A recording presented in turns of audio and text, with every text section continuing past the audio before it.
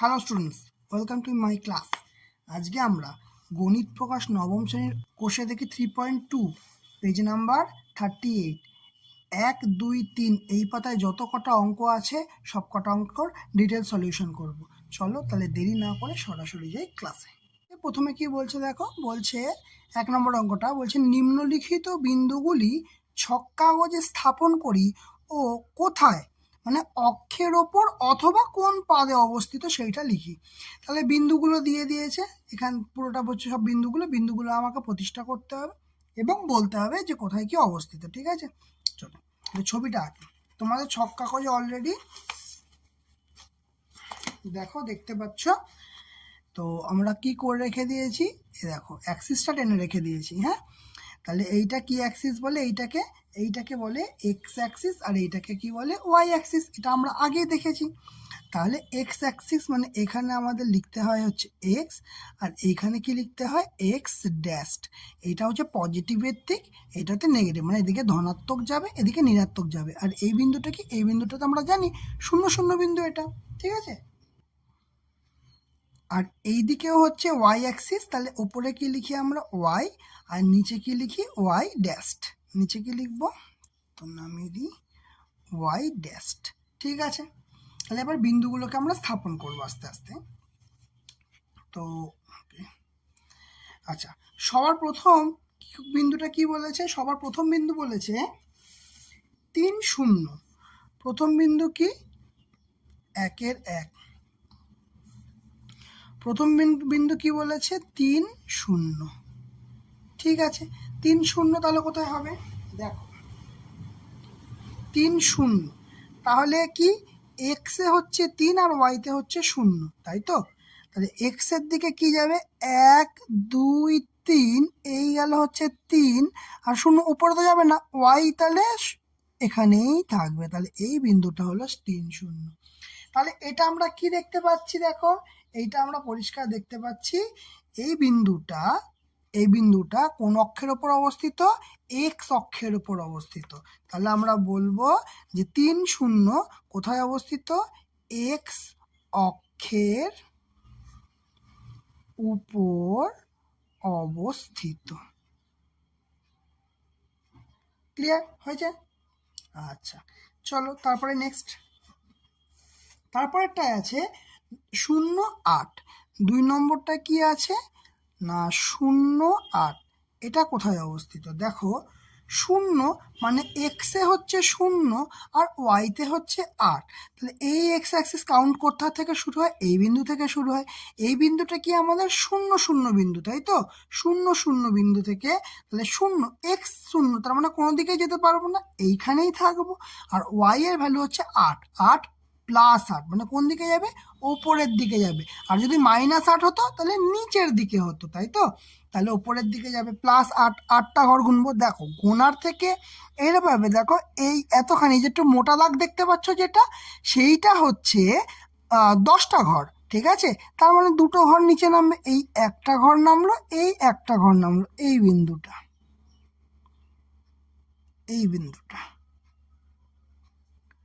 বোঝা গেল পরিষ্কার। তাহলে এই বিন্দুটা কত হলো, এই বিন্দুটা হচ্ছে 0, 8। তাহলে 0, 8 এই বিন্দুটা আমরা কোথায় দেখতে পাচ্ছি, কোন অ্যাক্সিসে আছে, এটা ওয়াই অ্যাক্সিসে আছে, মানে ওয়াই অক্ষের উপর অবস্থিত। তাহলে 0, 8 বিন্দুটাকে কি লিখবো না ওয়াই অক্ষের উপর অবস্থিত। ক্লিয়ার হয়েছে, বোঝা গেছে এটা? ওকে, এরপরে যেটা করব সেটা হচ্ছে 3 নম্বরটা। 3 নম্বরটা কি বলেছে, 3 নম্বরটা বলেছে -5, 0, এইটা কোথায় অবস্থিত। ঠিক আছে, এবার দেখি, দেখো -5 মানে কি এক্স অ্যাক্সিসে আর ওয়াই অ্যাক্সিসে 0। তাহলে -5, তাহলে -5 মানে কি, এটা তো কোন বিন্দুটার নাম কি বলেছিলাম 0, 0। -5 মানে এদিক থেকে বাঁ দিকে যাবে, কারণ এদিকে যাবে, প্লাস বললে এই দিকে যেত, তাই তো। তাহলে এই গেল -5, এই যে সবচেয়ে মোটা দাগটা কি আছে 10-এর দিকে যায়, -10। আর একটু মোটা অন্যগুলোর থেকে একটু মোটা দেখো, এই বিন্দুটা দেখো একটু মোটা, এই যে বিন্দুটা দেখো 1, 2, 3, 4, 5, এই যে এইটা হচ্ছে -5, কিন্তু ওয়াই এর ভ্যালু তো দিয়েছে 0, কিন্তু 0 কি কোনো দিকে যাবে? কোনো দিকে যাবে না, তাহলে এই জায়গাটাতেই থাকবে। তাহলে এই বিন্দুটা তাহলে কোন অক্ষের ওপর দেখতে পাচ্ছি? আমরা এক্স অক্ষের ওপর দেখতে পাচ্ছি। তাহলে আমরা এখানে কি লিখব? যে এখানে লিখব এক্স অক্ষের উপর অবস্থিত। ক্লিয়ার হয়েছে? বোঝা গেছে? ওকে, চলো এর পরেরটা, চারেরটা কি দিয়েছে? চারেরটা দিয়েছে 0, 6, 0 -6। ঠিক আছে, আচ্ছা দেখো 0 আর -6, তার মানে এক্স অ্যাক্সিসে কি আছে? 0, আর ওয়াই অ্যাক্সিসে -6। তাহলে এক্স অ্যাক্সিসে 0 মানে এদিকেও যাবে না, এদিকেও যাবে না, কারণ এক্সে আছে 0। আর পরটাই যে প্রথমে দেখিয়েছি, এক্সে হয় প্রথমটা হয় এক্স, পরেরটা হয় ওয়াই। তাহলে প্রথমটা এক্স মানে 0, -6 মানে কোন দিকে যাবে? নিচের দিকে যাবে। +6 হলে ওয়াই অক্ষের ওপর ওপরের দিকে যেত, -6 বলে নিচের দিকে যাবে। তাহলে এই হয়ে গেল 5 আর একটা বিন্দু, মানে 6টা ঘর যাবে। তাহলে এটা কি হলো? 0 -6। তাহলে কোন অক্ষের ওপর অবস্থিত দেখতে পাচ্ছি 0 -6টা? না, ওয়াই অক্ষের ওপর অবস্থিত। কোন অক্ষের ওপর? ওয়াই অক্ষের উপর অবস্থিত। ক্লিয়ার হয়েছে? আচ্ছা, এর পরের বিন্দুটা কি আছে? এর পরের বিন্দুটা আছে 5 নম্বরটা আছে 6, 4। 5 নম্বর বিন্দু আছে 6, 4। আচ্ছা 6, দেখো তাহলে এটা এক্স এর ভ্যালু, এটা ওয়াই এর ভ্যালু। তাহলে এক্স অক্ষে কতখানি যাবে? এক্স অক্ষে যাবে 6, 6টা বিন্দু যাবে। আর ওয়াই এর দিকে কটা বিন্দু যাবে? 4টে বিন্দু। তাহলে এক্স এর দিকে 6টা বিন্দু, দেখো 1টা 2টো 3টে 4টে 5টা 6টা, এই হলো 6টা বিন্দু। আর ওপরের দিকে কত যাবে? এই 1টা 2টো 3টে 4টে, কারণ এই বিন্দুটা, কারণ এটা হচ্ছে 4 বলেছে, তাই ওপরের দিকে 4টে যাবে। এই হচ্ছে আমার 6, 4 বিন্দু। এবার ভালো করে দেখো, এটা কিন্তু কোনো অক্ষের ওপর দেখতে পাচ্ছি না, না এক্স অক্ষের ওপর আছে না ওয়াই অক্ষের ওপর আছে। তাহলে আমরা কি বলবো? এটা এই বিন্দুটা আছে প্রথম পাদে অবস্থিত। কোথায় আছে এই বিন্দুটা? প্রথম পাদে অবস্থিত। কেন লিখলাম এটা? দেখো এই যে এই যে সেকশনটা হচ্ছে 4খানা খণ্ড পাচ্ছি, 1 2 3 4। এই খণ্ডটাকে, এটাকে বলা হচ্ছে প্রথম পাদ, এইটাকে কি বলে? দ্বিতীয় পাদ, এটাকে বলে তৃতীয়, আর এটাকে বলে চতুর্থ পাদ। মানে first quadrant, second quadrant, third quadrant, fourth quadrant. বাংলায় বলি প্রথম পাদ, দ্বিতীয় পাদ, তৃতীয় পাদ, চতুর্থ পাদ। ক্লিয়ার বোঝা যাচ্ছে? এইটা হচ্ছে 4টে ভাগে ভাগ করছে, 1 2 3 4। তাহলে এটা কোথায় অবস্থিত? এইখানে অবস্থিত। এটা মানে কোনখানে পড়ছে? প্রথম পাদে পড়ছে। ক্লিয়ার হয়েছে? বোঝা গেল? ওকে, চলো এবার নেক্সট। তারপরের বিন্দুটা কি আছে? -7, 4। কি আছে বিন্দুটা? -7, 4। এই বিন্দুটা কোথায় অবস্থিত? সবার প্রথম দেখো বলেছে -7, তাহলে -7 কোন দিকে অবস্থিত হবে সেটা আগে বলো। -7, তাই তো? তাহলে প্রথমে তাহলে এক্স এর ভ্যালু আছে -7, ওয়াই এর ভ্যালু আছে +4, মানে +4। তাহলে -7 মানে কি? দেখো 1 2 3 4 5 6 7। ঠিক আছে, তার মানে অলরেডি 5 তো করে রেখেছিলাম, 2টো ঘর। তাহলে এই বিন্দুটায় পেলাম কি আমরা? -7। তারপরে কি আছে? ওয়াই অ্যাক্সিসে +4।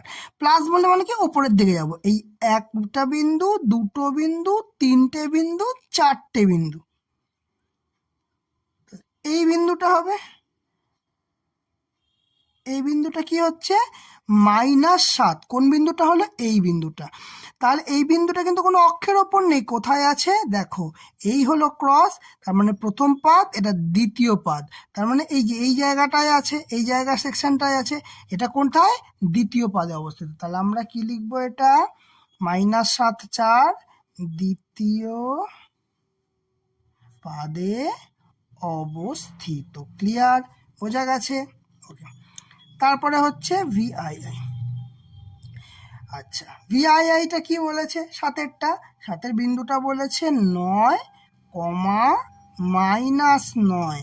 এই বিন্দুটা কোথায় অবস্থিত? তাই তো? দেখো এক্স এর ভ্যালু কি?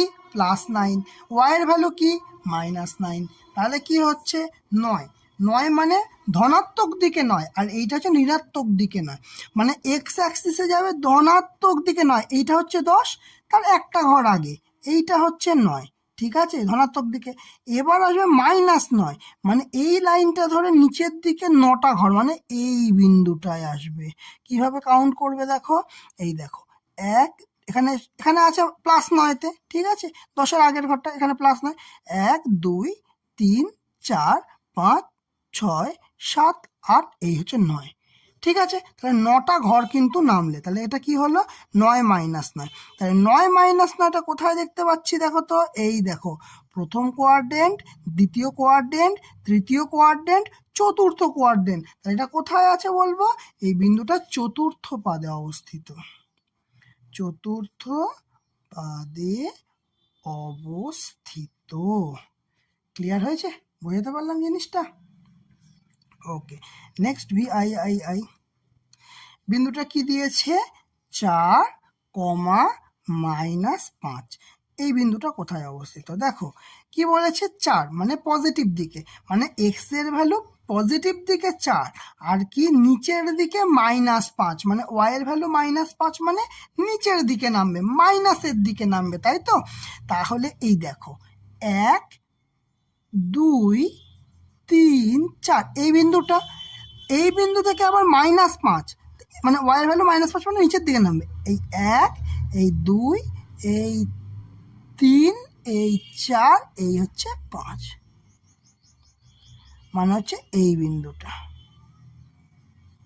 ঠিক আছে, তাহলে এটার ভ্যালু কি হচ্ছে 4 - 5, তাহলে 4 - 5 কোন কোয়াড্রেন্টে থাকছে? ওকে, 4 - 5 না, একটুখানি ভুল হয়েছে, -4 - 5 হবে, সরি, এইটা হবে না, এইটা হবে না, -4 - 5 হবে, এইটা হবে না, -4 - 5, তাই তো? তাহলে -4, এই -4 মানে 1 2 3 4, মাইনাসের দিকে গেল এই -4, আর -5 মানে কত, 1 2 3 4 5, এই আসবে নিচের দিকে, এলো -5, এই বিন্দুটা হলো -4 আর -5, মাইনাস এদিকে আর 5ও নিচের দিকে নামবে, তাহলে এইটা কোন কোয়াড্রেন্ট পাচ্ছি? প্রথম, দ্বিতীয়, তৃতীয়, চতুর্থ, মানে প্রথম পদ, দ্বিতীয় পদ, তৃতীয় পদ, চতুর্থ পদ, তাহলে এই বিন্দুটা কোনটা পাদে পাচ্ছি? তৃতীয় পাদে পাচ্ছি, তাই তো? তাহলে একে কি লিখবো আমি, যে তৃতীয় পাদে অবস্থিত। ক্লিয়ার হয়েছে? তাহলে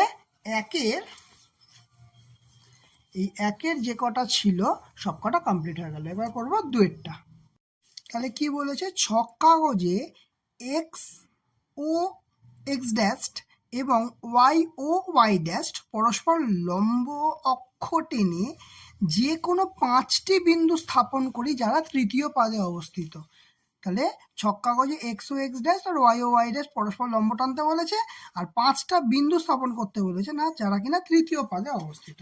তাহলে লম্বটা অলরেডি টেনে নিয়েছি, ঠিক আছে, এই হচ্ছে আমাদের লম্বটা, দুটো লম্ব যাদের নাম কি দিয়েছে এক্স ও এক্স ড্যাশ, তাই তো? এই বিন্দুটা আমরা কি মূল বিন্দুটাকে আমরা ও ধরবো, তাহলে কেমন নাম হবে, এক্স ও এক্স ড্যাশ নাম হলো, তাহলে এক্স ও এক্স ড্যাশ, আর একটা নাম কি দিয়েছে ওয়াই ও ওয়াই ড্যাশ, তাহলে ওয়াই ওপরে, ওয়াই ও আর কি হবে ওয়াই ড্যাশ হলো, তাহলে কি হলো, এক্স ও এক্স ড্যাশ আর ওয়াই ও ওয়াই ড্যাশ হয়েছে। তাহলে এবার বলেছে তৃতীয় পাদে কটা বিন্দু অঙ্কন করতে বলেছে, 5টা বিন্দু অঙ্কন করতে বলেছে। তৃতীয় পাদ মানে এটা প্রথম পাদ, দ্বিতীয় পাদ, তৃতীয় পাদ, চতুর্থ পাদ, মানে এই পাদে অঙ্কন করতে বলেছে। কটা করতে বলেছে? 5টা। আমরা না একটু সহজ করব যাতে আমাদের হিসাব করতে সুবিধা হয়। দেখো, আমরা নেব এই বিন্দুটা, হলো, আর কোন বিন্দু নেব, দেখো এইখানে এইগুলো যেগুলো এই পয়েন্টিংগুলো যেখানে ক্রস করছে সেই বিন্দুগুলো নেওয়া সহজ, কঠিন মানে হিসাব করা সহজ, এই বিন্দুটা নিলাম, ঠিক আছে, আর কোনটা নেব, এই বিন্দুটা ধরো নিলাম, এ হয়ে গেল 4টে, এখানে একটা বিন্দু নিন, এবার বিন্দুগুলোর নাম তো দিতে হবে, বিন্দুগুলো নিলেই তো শুধু হলো না, বিন্দুগুলোর নাম দিতে হবে। তাহলে প্রথমে হচ্ছে এই বিন্দুটা, দেখো এখান থেকে যদি আমি কাউন্ট করি কটা ঘর যাবে, এই যে মোটা দাগটা সবসময় মনে রাখবে 10, এইখান থেকে এইটার গ্যাপ হচ্ছে 10, এদিকেও একটা মোটা গ্যাপ আছে, ঠিক আছে, এই যে মোটা দুটো দাগ এরকম ক্রস করছে, তাহলে এই গ্যাপটা হচ্ছে 10, তার মানে এইদিকে -10, এইদিকে কারণ গেলে কি এই বিন্দুটা কি, এই বিন্দু তো 0 0 বিন্দু, তাহলে এই দিকে গেলে কি হবে, এই বিন্দুটার জন্য এইখানে আসতে হবে আর তারপরে আবার এখানে নামতে হবে, তাহলে এই বিন্দুটা কত হচ্ছে, 0 থেকে বাঁ দিকে যাচ্ছে, কটা ঘরে যাচ্ছে, এই মোটা ঘর মানে হচ্ছে 10টা ঘর, তাহলে -10, আবার নিচে নামবে তাহলেও আবার -10, তাহলে বিন্দু স্থানাঙ্ক হবে -10 -10। ক্লিয়ার? আচ্ছা, এবার এই বিন্দুটায় আসি, এই দেখো 10, তাহলে পরের এই ঘরটা কত হবে, আরো 10, মানে 10 + 10 মানে কটা ঘর এলো, 20, এই যে এই 10টা তারপর 20টা, আর নামলো কটা, 10টা ঘর, কারণ এই যে মোটা দাগটা দেখতে পাচ্ছি, এই গ্যাপ কত বলেছি, 10টা ঘরের গ্যাপ, তাহলে হচ্ছে 20 আর নিচে নামলো 10, তাহলে বাঁদিকে এলো 20, বাঁদিকে এলো 20, তার মানে -20 লিখতে পারবো, আর নিচে নামলো 10, নিচে নামলো 10, তার মানে -10। ক্লিয়ার? একই রকম ভাবে এবার এই বিন্দুটা, তাহলে এখানে কোথায় আছে দেখো, এইখানে আছে, তাহলে এই হলো 10, এই হলো 10, এই হলো 10, তাহলে হচ্ছে -30, এই বিন্দুটা তাহলে কত, -30, নেমেছে কত দেখো, একটা আর এই দুটো, তার মানে এটা 10টা ঘর আর 10টা ঘর, তাহলে -30, মানে এদিকে এলো বলে -30, নিচে নামলো বলে -20, তাহলে কি লিখবো, -30 আর -20। ক্লিয়ার? সহজ হলো। আচ্ছা, এবার এই বিন্দুটা আসি, এই বিন্দুটায় কি হবে দেখো, এই বিন্দুটায় আসতে গেলে এই বিন্দুটা এখানে কোথায় কাট করছে, এইখানে কাট করছে, তার মানে কোথায় আছে, মাইনাস, এই 0 থেকে বাঁ দিকে যাচ্ছে, 0 থেকে বাঁ দিকে, তাই জন্য -10, আর কটা ঘর নামছে, এই 10টা, এই হলো 20টা, তাহলে -10 আর নিচে নামছে 20টা ঘর, মানে -20, তাহলে -10 আর -20। ক্লিয়ার হলো? বোঝা গেছে? এটা ক্লিয়ার একদম? ওকে। আর একটা বিন্দু বাকি আছে, এই বিন্দুটা, এই বিন্দুটা কি হবে দেখো, এইখানে কটা ঘর আসছে, এই বিন্দুটা যদি আমি সরাসরি এখানে ভাবি, এই বিন্দুতে আসছে কটা ঘর, 20টা ঘর, দেখো এই হচ্ছে 10, এই আরো 10, 10 20 গেল, তার মানে এই বিন্দুটা কি হলো, -20, কারণ 0 থেকে এদিকে আসছে, -20, নিচে নামবে দেখো 10 10 10, তিনটে 10 আছে মানে 30, তাহলে অ্যাকচুয়ালি এটা হচ্ছে -20 আর নিচে নামছে -30, তাহলে লিখবো এটা -20 -30। ঠিক আছে, এবার বিন্দুগুলো লিখে ফেলি, বিন্দুগুলো কি লিখবো, ছক কাগজে, আচ্ছা এটা কতটা, এটা 2-এরটা, তাই তো, ছক কাগজে x ও x ও x ড্যাশ, y ও y ড্যাশ পরস্পর লম্ব অক্ষ টেনে তৃতীয় পাদে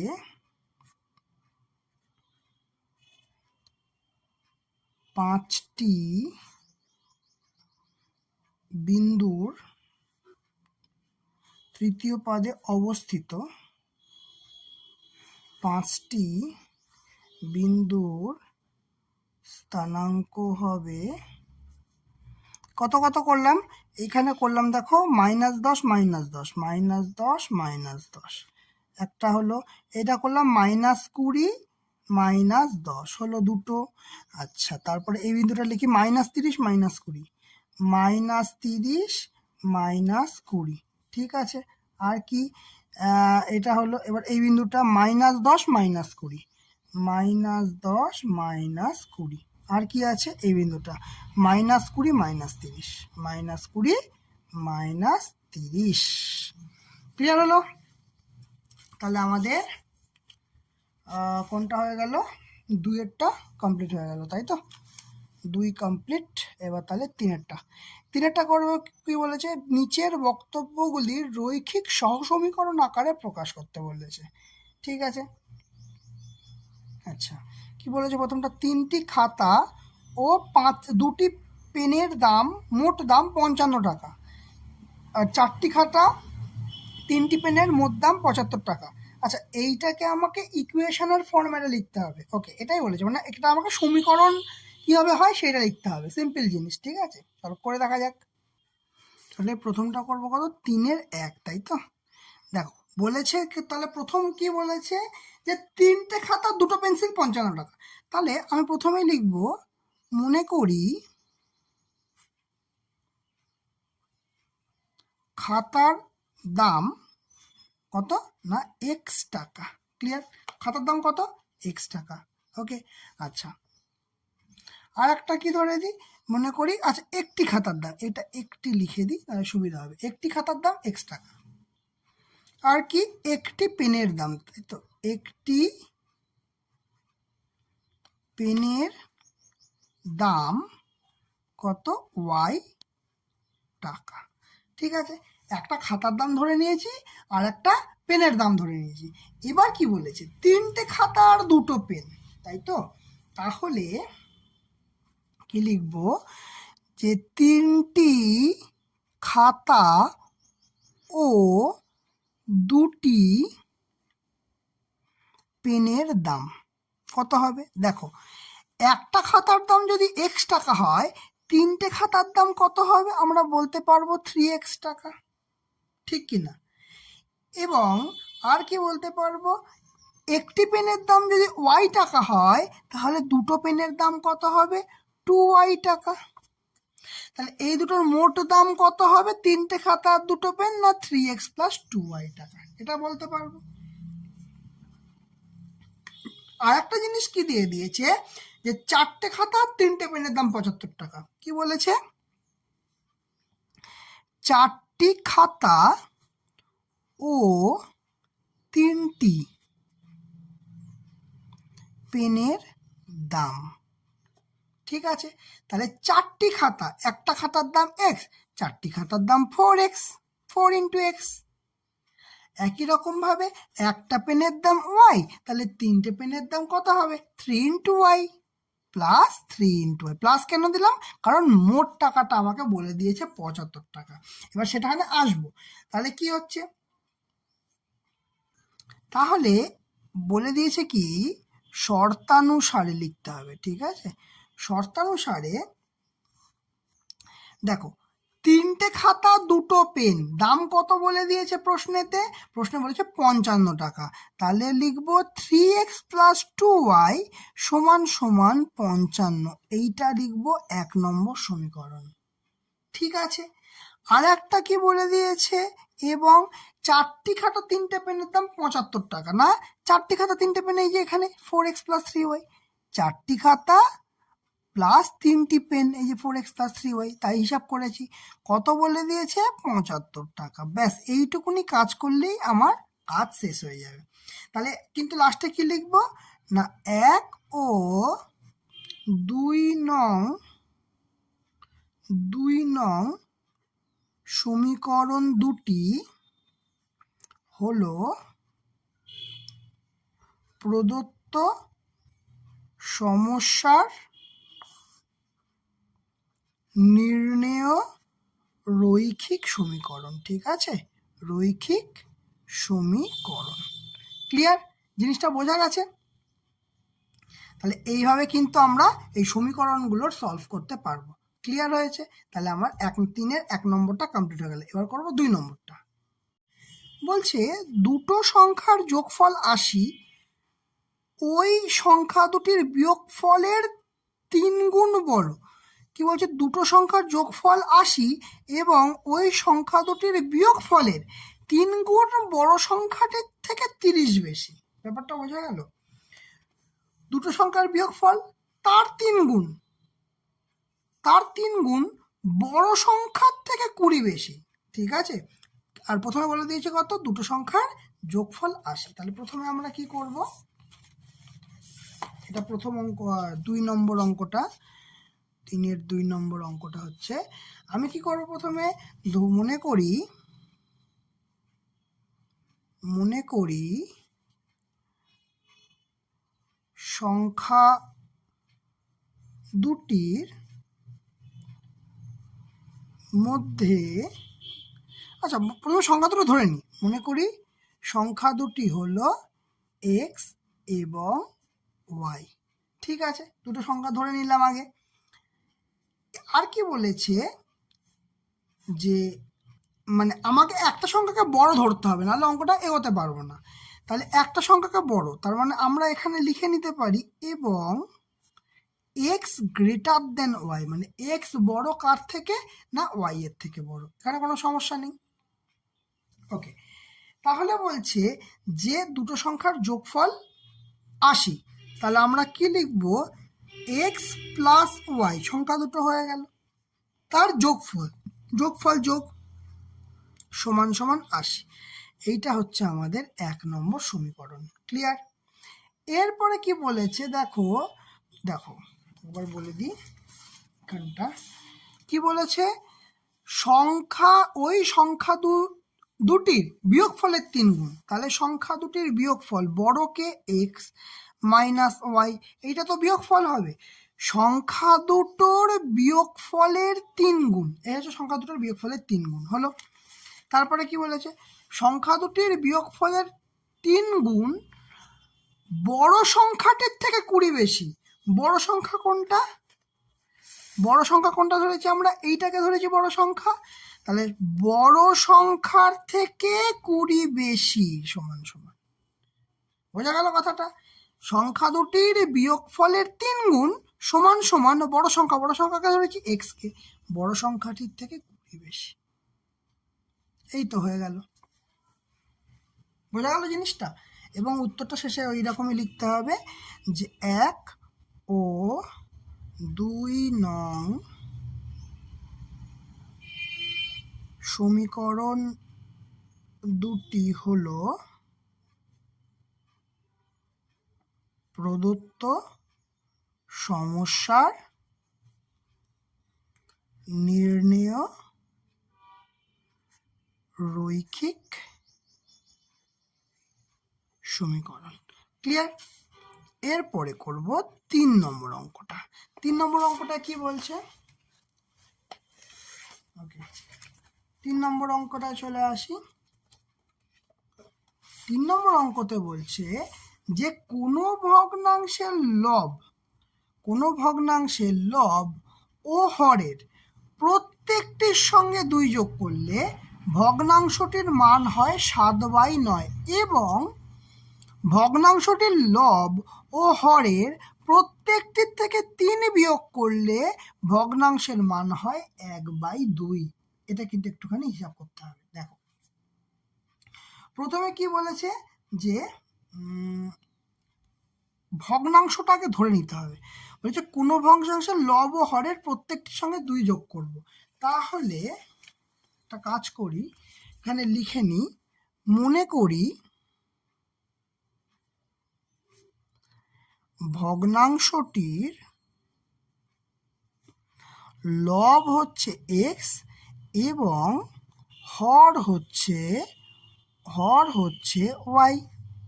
তাহলে এটা যদি এরকম লিখতে পারি, তাহলে এখান থেকে ভগ্নাংশটাও লিখতে পারি। ভগ্নাংশ মানে কি, লব ভাগ হর, তাহলে x/y, এটা লিখতে পারি ভগ্নাংশটা। তাহলে কি বলেছে, এবার শর্ততে চলে আসি। শর্ততে বলছে দেখো কত নম্বর, 3। তাহলে ভগ্নাংশের লব ও হরের প্রত্যেকটির সঙ্গে 2 যোগ করলে ভগ্নাংশটি হয় 7/9। তাহলে কি বলেছে, লব ও হরের, তাহলে 1 নম্বরের শর্ততে কি আসছে যে লব ভগ্নাংশটা, এটা লবের সঙ্গেও 2 যোগ করবে, আবার হরের সঙ্গেও 2 যোগ করবে। যোগ করলে কি হবে, ভগ্নাংশটা হবে 7/9। ক্লিয়ার হয়েছে? এটা কোনো সমস্যা নেই, এটাতে আশা করছি। ওকে, এরপরে কি বলছে দেখো, এরপরে বলছে যে ভগ্নাংশটির লব ও হরের প্রত্যেকটি থেকে আবার 3 বিয়োগ করতে হবে। তাহলে ভগ্নাংশটি হবে 1/2। এবার আগেরটা করেছিলাম 2 যোগ, এবার করব 3 বিয়োগ। তাহলে ভগ্নাংশ থেকে কি করব, 3 বিয়োগ, হর থেকে, লব থেকে 3 বিয়োগ, হর থেকেও 3 বিয়োগ। যদি এটা করতে পারি তাহলে ভগ্নাংশটি হবে আমাদের 1/2। এই হচ্ছে আমাদের 2 নম্বর সমীকরণ। ক্লিয়ার? এবং এখানেও সেই একই কথা লিখতে হবে যে 1 ও 2 নং সমীকরণ দুটি হলো প্রদত্ত সমস্যার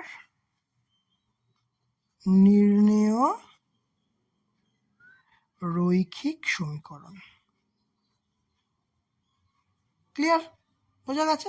নেক্সট দেখো, আমাদের 3 নম্বর হয়ে গেল, এবার 4 নম্বর বলছে, কি বলছে দেখো, 2 অঙ্ক বিশিষ্ট কোনো সংখ্যার দশকের অঙ্কটি এককের অঙ্কের দ্বিগুণ। ভালো, দশকের অঙ্ক এককের অঙ্কের দ্বিগুণ, অঙ্কদ্বয়কে উল্টে লিখলে যে সংখ্যাটি পাওয়া যায় তা মূল সংখ্যাটি অপেক্ষা 27 কম। এই হচ্ছে অঙ্কটা। তাহলে বলছে 2 অঙ্ক বিশিষ্ট সংখ্যা এককের দশকের অঙ্ক এককের দ্বিগুণ। এই হচ্ছে প্রথম কথা। প্রথম কথা হচ্ছে, একটা সংখ্যা যদি 2 অঙ্ক বিশিষ্ট হয় তাহলে অঙ্কটাকে আমরা কেমন লিখি? অঙ্কটা করার আগে একটা জিনিস আমরা বলি। 2 অঙ্ক বিশিষ্ট একটা সংখ্যা আমি ধরো বললাম 54, ঠিক আছে? আমরা ছোটবেলায় কি বলতাম? এইগুলো যখন পড়তাম ছোটবেলায় আমাদের বলতো না আমাদের মায়েরা যে জোরে জোরে পড়, নামটা কেমন করে, 5 10 4 5 10 4 54, 5 10 5 55। ছোটবেলা থেকে এই জিনিসগুলো কিন্তু আমাদের মধ্যেই ঢুকিয়ে দেওয়া হয়েছে না। এটা কিভাবে বলতাম ছোটবেলায়? 5 10 4 54, 5 10 4 54 এইভাবে আসে। যদি আমি 58 লিখি তাহলে এটা কেমনভাবে লিখবো? 5 10 8 58। 27 লিখলে কেমনভাবে লিখবো? 2 10 7 27 এইভাবে লিখি, তাই না কি? তাহলে এইটা হচ্ছে ফরমেশন। এইটা আমাদের ছোটবেলা থেকে মানে আমাদের পড়ানো হয় যে এককের সঙ্গে কি 1 গুণ হচ্ছে আর দশকের সঙ্গে অঙ্কের সঙ্গে 10 গুণ হচ্ছে। এইটা কিন্তু আমরা ছোট্টবেলা থেকে শিখে আসছি আমাদের, ঠিক আছে? আমাদের মানে পড়াশোনার সিস্টেমেও কিন্তু এগুলো ঢুকে আছে। তাহলে এবার যদি আমি বলি যে মনে করলাম ধরো এককের অঙ্ক x ধরলাম, ঠিক আছে? মনে করি এককের অঙ্ক কত না x এবং দশকের অঙ্ক কত না y, ঠিক আছে? তাহলে এবার যদি আমি তোমাকে বলি যে সংখ্যাটা কি হবে বলো তো? সংখ্যাটা কি হবে? দেখো ভালো করে বোঝো। এককের সঙ্গে কত গুণ হচ্ছে? 1। দেখো প্রত্যেকটা জায়গায় 1 গুণ হবে, একক মানে 1 গুণ হচ্ছে প্রত্যেকটা জায়গায়। তাহলে এককের সঙ্গে 1 গুণ হবে, তাহলে এককে কে আছে? এককে আছে হচ্ছে x, তাহলে এর সঙ্গে হবে 1 গুণ, ঠিক কিনা? আর দশকে কে আছে? দশকে লিখেছি y, y এর সঙ্গে কত গুণ হচ্ছে? দেখো y এর সঙ্গে সব জায়গায় 10 করে গুণ হচ্ছে, সব সঙ্গে y মানে হচ্ছে এটা দশকের ঘর, এটা এককের ঘর, তাহলে দশকের সঙ্গে কত গুণ হচ্ছে? 10 গুণ হচ্ছে। তাহলে এই দুটো আমরা যোগ করে দিচ্ছিলাম। তাহলে অ্যাকচুয়ালি কি লিখতে পারি? 10y plus x। এইটি হচ্ছে আমার সংখ্যাটা। এটা কিন্তু খুব ভাইটাল, এই জায়গাটাকে আমাকে বুঝতে হবে। ক্লিয়ার? তাহলে এবার একটা কি বলেছে? বলেছে যে এককের অঙ্কটি এককের অঙ্কের দ্বিগুণ, মানে দশকের অঙ্কটা এককের অঙ্কের দ্বিগুণ, দশকের অঙ্ক এককের অঙ্কের দ্বিগুণ। তাহলে আমরা কি লিখতে পারবো? শর্তানুসারে এককের অঙ্ক দশকের অঙ্কের দ্বিগুণ। তাহলে বড় কোনটা? দশকের অঙ্ক বড়। এককের অঙ্কের সঙ্গে 2 গুণ করলে তবে আমি দশকের অঙ্কটা পাবো। তাহলে দশকের অঙ্ক সমান সমান 2x। এটা হচ্ছে আমাদের 1 নম্বর সমীকরণ। ক্লিয়ার কিনা বলো? তারপরে কি লিখেছে? অঙ্কদ্বয়কে উল্টে লিখলে যে সংখ্যাটি পাওয়া যায়। দেখো কি বলেছে? অঙ্কদ্বয়কে উল্টে লিখলে যে সংখ্যাটি পাওয়া যায় তা মূল সংখ্যা অপেক্ষা 27 কম। তাহলে অঙ্কদ্বয়কে উল্টে লেখা মানেটা কি? অঙ্কদ্বয়কে উল্টো লেখা মানেটা কি?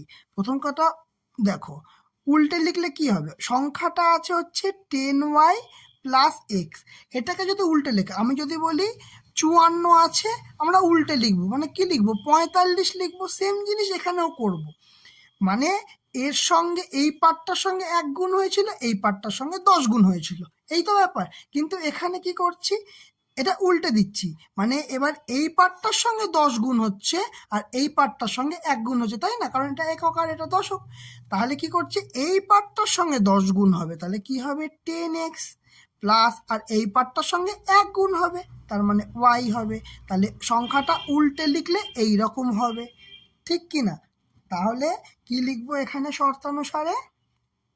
এটা তো লিখে দিয়েছি, এবং সংখ্যাটাকে উল্টে লিখছি। উল্টে লিখে কি হলো না 10x প্লাস ওয়াই।